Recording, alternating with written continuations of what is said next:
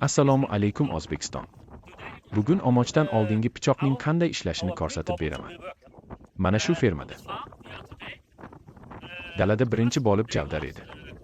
Ular uni yigib olishdi va endi biz ekin ekmoqchimiz. Tuproq tayyorlash uchun biz plug va diskli boronidan foydalanmoqchimiz. Plug haydash uchun birinchi fikr uni bu pichoqsiz ishlatish edi. Va keyinroq dalada biz sizga natijani ko'rsatamiz. Chunki plug oldi pichoqning vazifasi nima? Go'yo barcha organik materiallarni aralashtirish. Bizning misolimizda javdar bilan tuproq. Agar shunday qilmasangiz, ko'pi yer ustida bo'ladi va ekish paytida muammo tug'dirishi mumkin.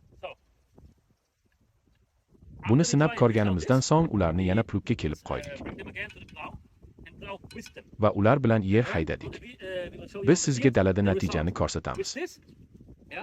U yerga faqat 10 cm chuqurlikka kiritilishi kerak. Odatda 12 cm dan chuqur bo'lmasligi kerak.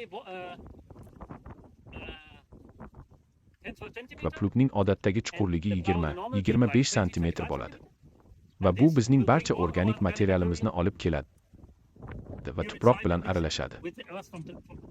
Lekin dalada siz dala yuzasida farqni ko'rasiz. Bu yerda farqni ko'rish uchun yaxshi misol bor. Agar siz oldi korpusli yoki korpussiz omochdan foydalansangiz. Bu yerda biz oldi korpusdan foydalandik.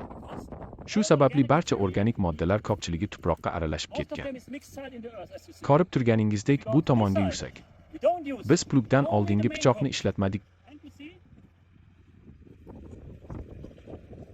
Barcha organik materiallarimiz aralashmagan.